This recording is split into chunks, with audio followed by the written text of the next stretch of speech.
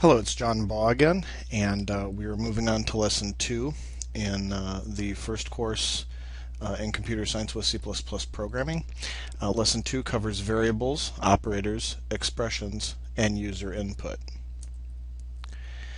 So what we're going to do in this lesson is we're going to formalize our understanding of fundamental programming concepts.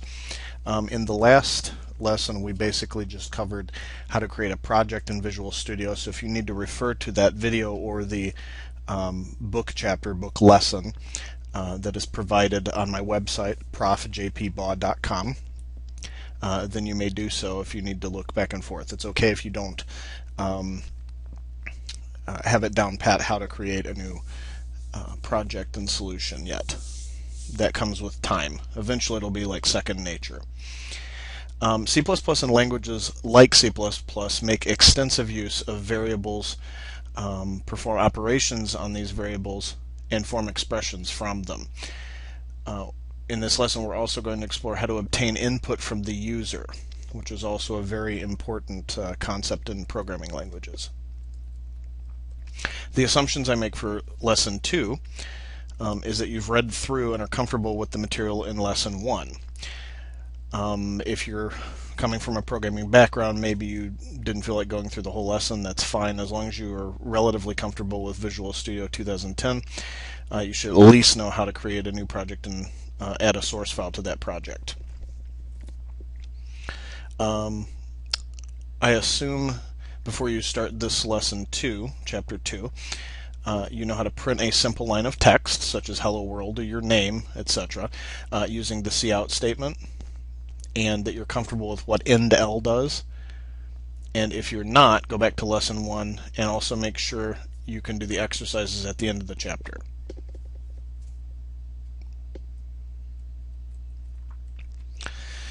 For section 2.1 in the lesson, we're going to explore various data types that are built into the C++ language. Later in this book and in this video series, we'll see that you can use many different complex data types or even create your own. But the fundamental types that are provided with C++ are still used extensively, and they're essentially building blocks to make more complex structures later on. So before we understand what a data type really is, we have to understand a variable. A variable is a location reserved for data in memory. The name of the variable is called the identifier. It's used to refer to this storage location that's in memory. And by memory, we're talking about RAM most of the time, main memory. This is what's actually running on your computer at any given time. The stuff that the processor's working with and dealing with extensively is in main memory, as opposed to what some people call their memory. It causes endless confusion with grandma and grandpa, or your aunts and uncles, and even cousins, and sometimes people, younger people who just aren't informed as to what memory is. When you say memory to someone who's dealing in computer science, you're typically talking about random access memory, or RAM. We're not talking about the hard drive, which is called a secondary storage device, or a flash drive or external hard drive or what have you as a secondary storage device. That's for long-term storage. We'll get to details involving that later on. But as a first basic example, let's deal with some of the fundamental types. So I'm going to create a new project. So I'm going to go to File, New, Project, just as we did before. Make sure you're under Visual C++ and you have Win32 console application selected. Pick an appropriate directory if you wish to change it. For this one, I'm going to call it L2 for lesson 2, proj, and I'm going to make sure it's Win32 console application and click OK. And our Win32 application wizard pops up. Under application settings, I want you to check empty project just like we did before, verify that it's on console application, and click finish. And over here again in the Solution Explorer, we have our empty project. We're going to, as we did before, add a source file. So you go to Source Files and you right click, go to Add, New Item.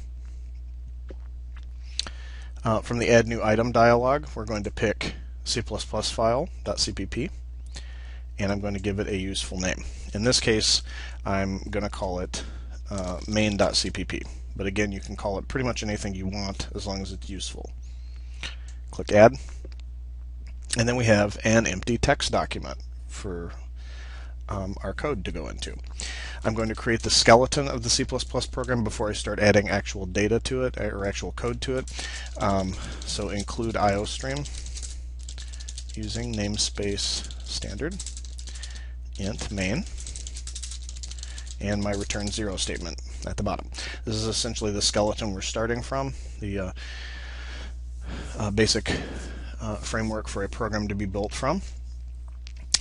And before we actually used a variable but didn't really know it was a variable. I did mention it, but it may not have made sense at the time, and it may not make full sense now, but cout is actually a special type of variable. We'll talk about that way later in our video series and in the first course lessons that I've uploaded.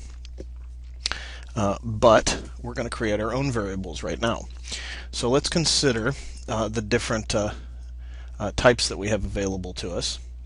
This can be found in 2.1.1 numeric data types integer, float, and double. At least at the point when I've recorded this video, that's that section. That may change in the future depending on what kind of edits I make to the documents. But numeric data types integer, float, and double. Those numeric types are int. So if I want to make an integer variable named my integer, then I would say int my integer. And I want to set that, say, to an integer value. Let's say I want it to make it 15, and then semicolon. Okay, it's a programming statement, so it needs a semicolon at the end. Now, one thing to note is that integers, int, data type, my integer is the identifier, and the value that we're storing in this memory location called my integer is 15. The one note about integers is that they are basically whole numbers and they're opposites. So 15, 20, 35, 390, -1, -500, 0, these are all integers. Okay, numbers that are not integers would be things like 3.14, 3.6, 17.3, 0.5. Those are real numbers, which we'll get to in a second. So that's an integer called my integer. Another data type is float, F-L-O-A-T. Notice that it turns blue also because that's a keyword in C++. Float, I'll call it my float, and I'll make it 45.6. And then double. My DBL equals 450.75. Now notice that float and double are both real numbers. Okay, you can have a decimal point, all right, unlike the integer. These are distinguished by the amount of memory that they take up. Double takes up more memory than floats, and doubles are used more extensively. In some situations, floats may be more appropriate for smaller memory requirements. So in doubles, you can actually have more precision. So I could have way more decimal places and numbers than I could have with a float. But I'm just showing you the different declarations and initializations of the values. So the next type of data that I want to go over before we actually write a program that's of any use is character data. Now there are different types of a couple different types of characters in C++, but we'll deal primarily with the data type char, C-H-A-R. So let's say character my char equals, and then for characters you have to actually put these individual characters, which consist of, they could be numbers but they'll be interpreted as characters, letters, numbers, special symbols, what have you. You put them in single quotes. Now notice this is not a double quote. This is the single quote, which is next to the enter key, right after the semicolon key, to the right of the semicolon, to the left of the enter key. If you just hit that key, it'll make a single quote. To make the double quotes that we use with strings, you have to hold down shift and hit that key. But this is a single quote, and I'm going to put J, and then another single quote and semicolon. Okay, so the char data type can hold a single character. All right, so now let's just do something very simple and print out each of these numbers and pieces of data. So we're going to put cout integer is, notice there's an extra space and I put double quotes, the stream insertion operator, and then put my integer, and then endl. And likewise I'm going to put my float is my float endl. So notice the case has to match. Some programming languages are not case sensitive, meaning if I put my integer, notice the I is not capitalized, my integer, they could be all the same in some languages, but they are not the same in C++. Okay, so C++ is what we call a case-sensitive language. Case-sensitive. Now, back to our printing. We'll go down and put cout my DBL is my DBL. Okay, and then we're going to print out the character. So my char is my char, and then endl. Now, this is a fairly simple program, but it actually has a bit of sophistication to it. So if you start at the very top and you have int my integer, float my float, double my double, char my char, these are called declarations. And since we're filling the value in when we declare it, it's called an initialization. Okay, we're assigning a value to the different identifiers. Okay, so my integer represents a 15. 15 is stored in the memory occupied by my integer. My float contains 45.6, my double contains 450.75, and my char contains the character j. Then we use our cout statement from last lesson, and we're just printing a string literal here, a character string. Notice it's when we say character string, we're talking about quite frankly, a string of characters. Okay, and what that means is there's more than one character in here. Each of these, like the I and the N and the T and the E, G, E, R, each of those is a single character. But if you have more than one character together, it's called a string. Okay, it could be a word, it could be a sentence, it could be a paragraph. Those are all strings, but a single character is called a char, or a character. But we have this string literal here that says integer is. It's enclosed in double quotes, just like we had hello world from before. But then we want to put a variable here. Okay, so we put the stream insertion operator and then my integer. Likewise, on this next line, we have my float, next line's my double, next line's my char. And each of them ends with an endl, which you probably figured out from last time from reading the accompanying lesson document, the lesson chapter material, and from context that endl essentially causes the insertion point to go to the next line. Okay, so it means essentially end line. You're inserting a new line character. So let's build this program and see what happens. We're going to go to build solution, and then we go to we notice that it says 1 succeeded, 0 failed, 0 up to date, 0 skipped. So since we have a successful build, we're going to go to debug, start without debugging, and on the console we notice it says integer is 15, my float is 45.6, my double is 450.75, and my char is j. This is what we expect. Notice that the names of the variables are not printed out literally, but the value that are stored in them are. Okay, so my integer has 15 in it, my float has 45.6, etc. Okay, so we're done with that. Now, the next thing we want to cover is Boolean variables. Now, Boolean variable is a special type of variable, and in this case, I'm going to delete all of this stuff we have in here. You can leave it if you'd like. I'm just going to delete it for just to clean it up so we can see what we're doing. Now, the Boolean variable is very special. A Boolean variable in C++ can contain only one of two values, namely true or false. In C++, we use the syntax BOOL as the data type, Boolean data type, And let's say we're going to call it my Boolean. Again, these are kind of trivial names we're giving them. And I'm going to set that to false. And I'm going to make another one called your Boolean. I'm going to set that to true. These are the only two values that Boolean variables can maintain, are false and true. Okay, we'll get to why that's important in a later chapter, but computers deal a lot with logic, and they make a lot of decisions based on certain criteria. So is this true? Is that true? Is my character walking north in my video game, or south, east, or west? If it is there a wall in front of me? Yes or no? And any logic that involves yes or no, true or false, we use Boolean variables for it. They're used extremely extensively. Very important in programming. So let's print out these Boolean values, since we don't really know what else to do with them just yet. We're going to say cout my Boolean, end L, and cout your Boolean, end L.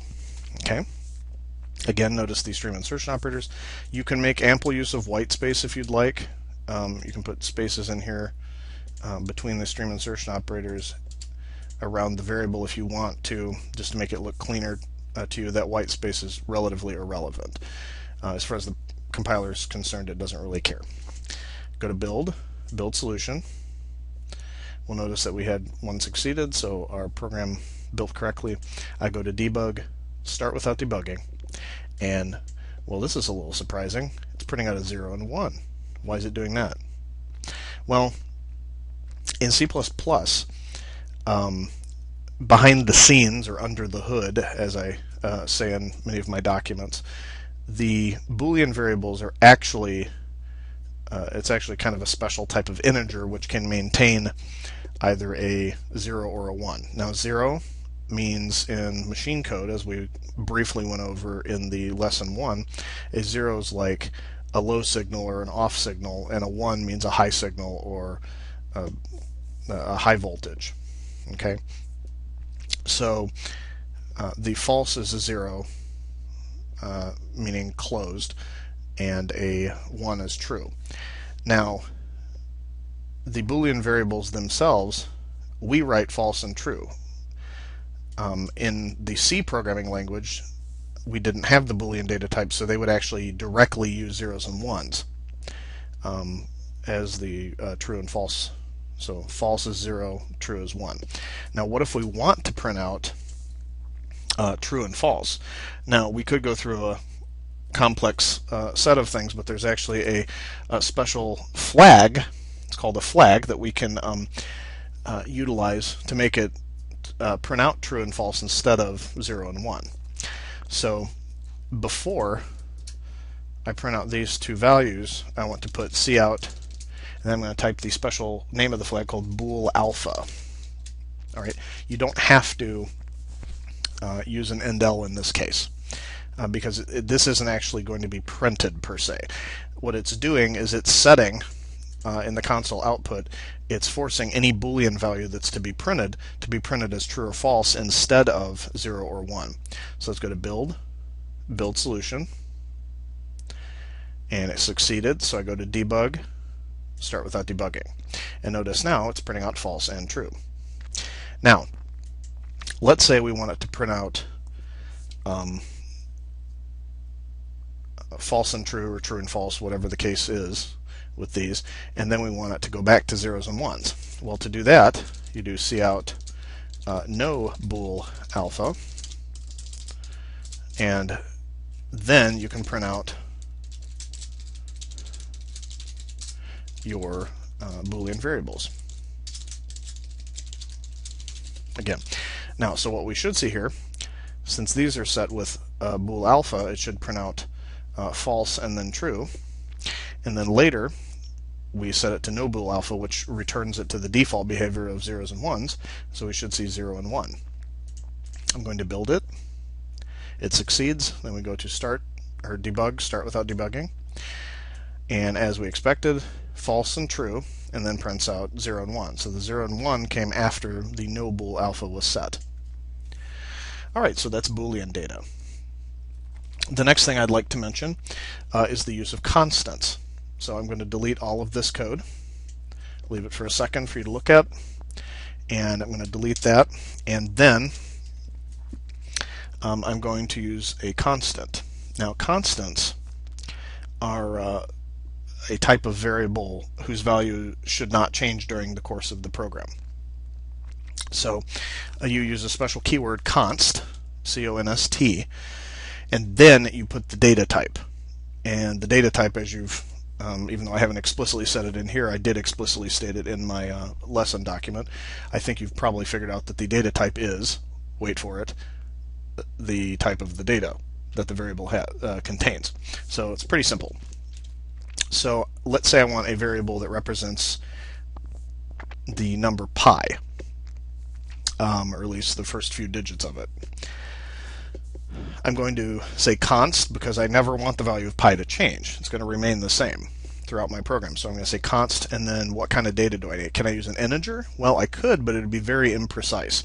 You'd be stuck with a 3.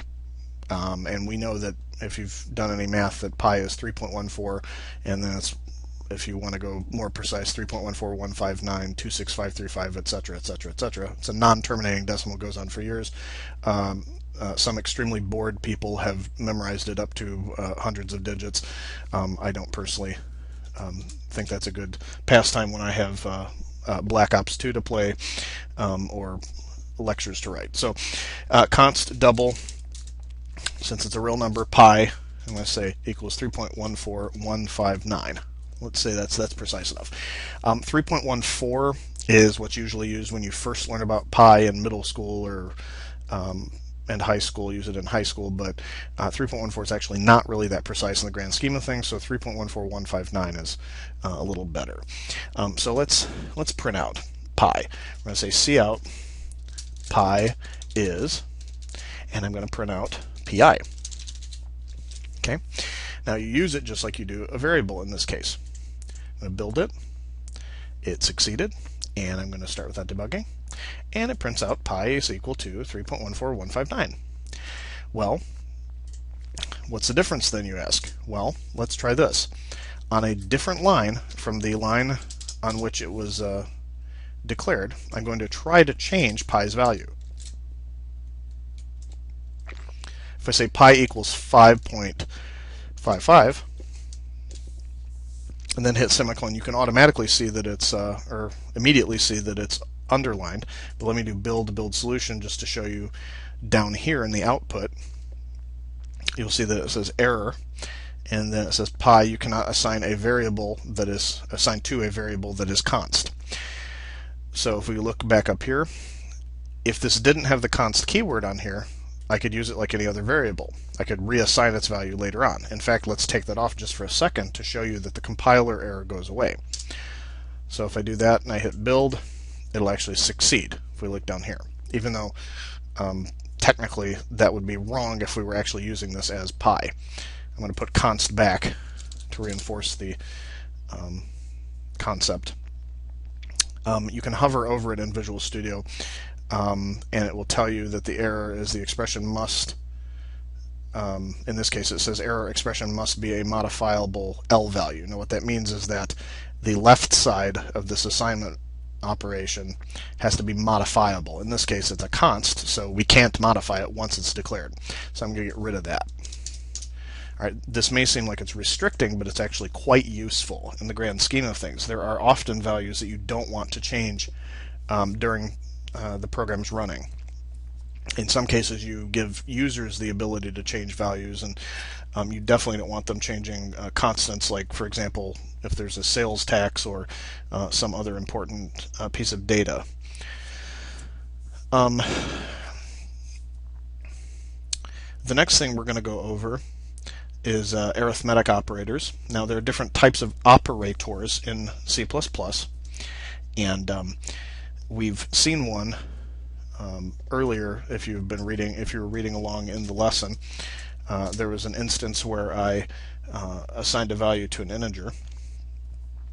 But right here I'm going to show you that you can do different types of math with the arithmetic operators that are available to C++.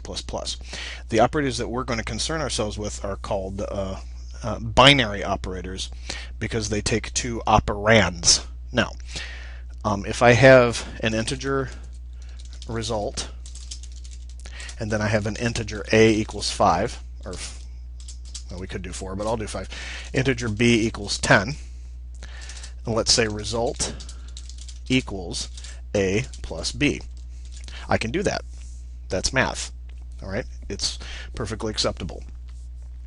We have the equal symbol, which we've seen before. That's the assignment operator, is what we call it in this case, because it assigns a value to whatever the left-hand value is. Left-hand variable in this case is result. It'll assign whatever the solution to this problem is. So a plus b. This plus symbol is what we call the addition operator in C++. So in this case, we're going to have 5 plus 10. So let's see what happens. If I do cout result, and then go to build solution, we notice that the the building succeeds.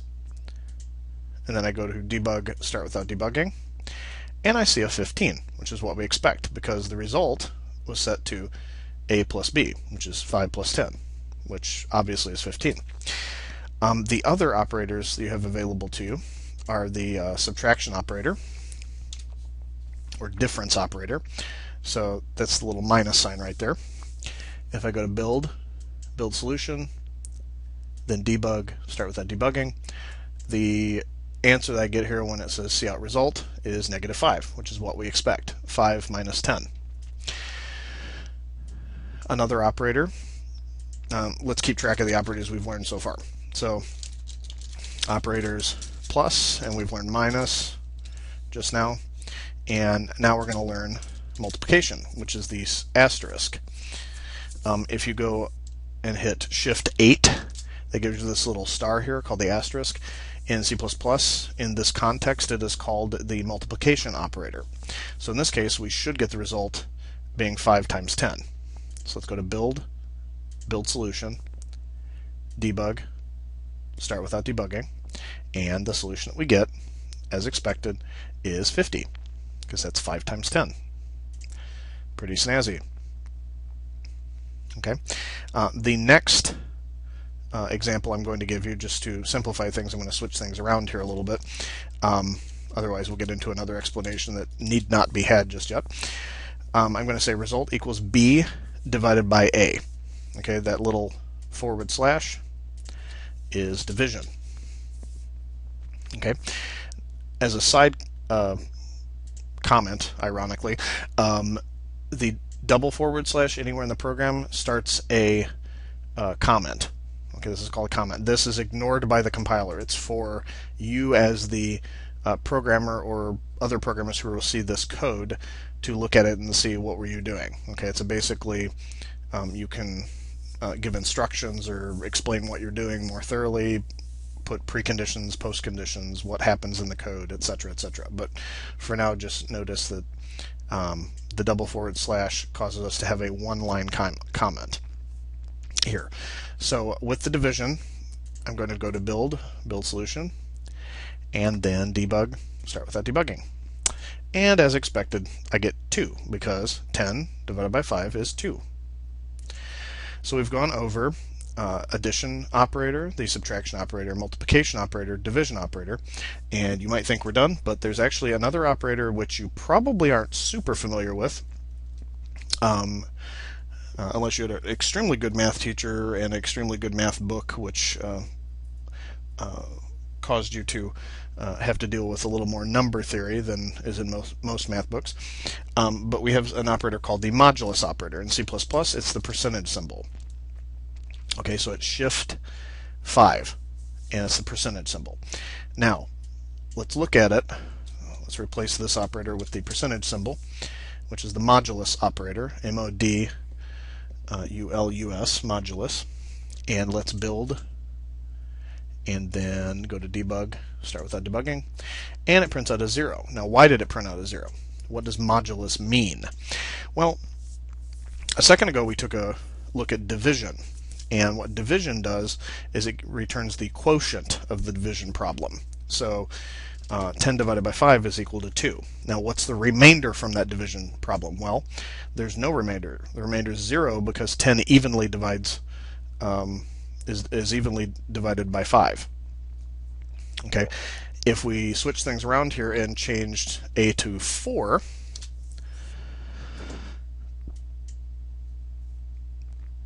we build the solution, we go to debug, start without debugging. Notice that the result of the modulus operation is 2.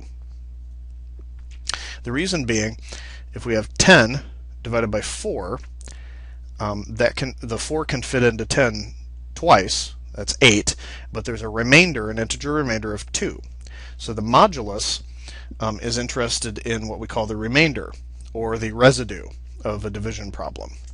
I prefer the term remainder because residue sounds more like something you have to clean off of your tub or something. It's kind of gross sounding. So, all right, so that's the modulus operator. Now, notice that there is an order of operations, and you can do more than one operation at a time. You can intersperse integer literals, etc. in here. So let's say if I have 7 times 4 times b plus a times 2. All right, I go to build solution, debug, start without debugging, and then I get the solution 288. Okay, which if you go through and you figure out that problem, it will perform the multiplications and divisions first, and then it will perform the addition last in this case. There are no divisions in here and there are no subtractions, but so it'll perform the multiplications first and then the addition. So you have a times 2, which is 4 times 2, that's the 8 added on, and then you have 7 times 4 times 10. Okay, so 40 times 7. So ultimately you end up with 288. All right. The order of operations is pretty standard. It's please excuse my dear Aunt Sally if you remember from your elementary school, middle school math. Parentheses, exponent, which we haven't covered yet because it's pretty separate. We don't really have an operator per se that we use for exponent in C++. We have a function, but we haven't gotten to that. Then multiplication, division, which is my dear, and then addition, subtraction, which is Aunt Sally.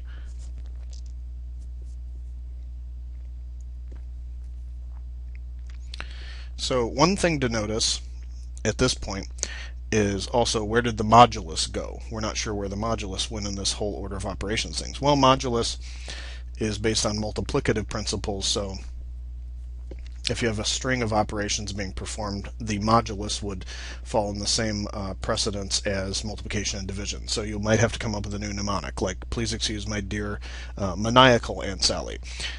So you'd have parentheses, exponent, multiplication, division, modulus, addition, subtraction. I'm sorry if you have an Aunt Sally. No insult to your Aunt Sally, of course. Now, so we've covered that. The next thing we're going to cover is user input. Now this can be very important. I'm just going to briefly go over it and expect you to maybe read through the lesson 2 PDF file which I've uploaded. Let me delete this code right here, and the example I'm going to give you right now is I'm going to say cout, please enter your age. All right, and then do an indel. We don't have to do an indel if you don't want to. In that case, it wouldn't. The insertion point would not go to the next line. But we need some sort of variable to keep track of this age that we want the user to enter. So let's say int age. All right, and it's customary to initialize it to something like 0, but you don't really have to, since we know we're going to fill it with a value soon anyway. So the next thing we do is we use our new statement, which is cn. Then we use 2 greater than symbols instead of less than symbols, and this is called the stream extraction operator. If you'll remember, the stream insertion operator, the two less than symbols, and the stream in extraction operator are the two greater than symbols. Because we're taking information from standard input, which in our case is the keyboard, and we're going to store whatever the user types into age. Okay, then semicolon. Okay, and then I'm going to print out in, we'll say 20 years you will be, and I could use a separate variable to perform this calculation, but you can also do it in line in the cout statement. I'm going to say age plus 20. And then do an indel. Okay, so we have cout, then the stream insertion operator. We have please enter your age, and then we have stream insertion operator again, and then indel and a semicolon. Then on the next line we have cin and the stream extraction operator, and we send that data to the variable age. Okay, so these kind of do the opposite. Cout stands for console out, and cin stands for console in. Okay, so it's a standard input. In our case, again, it's the keyboard. So once we obtain the age from the user, we then print it out in this string right here, and print it out with 20 added to it, and then an inline. So go to build solution, and then once we've noticed it succeeds, we go to debug, start without debugging, and notice that it waits for us here. It says please enter your age, and then does an indel, so it prints a new line character, and then the line that it's waiting at right now is cin stream extraction operator age. Okay, so whatever we type here will be the age. So let's say that I'm 20. We'll just say that, and then I hit enter. And once I hit enter, it'll continue through the programming code. Okay, so it'll say in 20 years you will be, and then it says age, which was 20 when I entered, plus 20. So that's 40.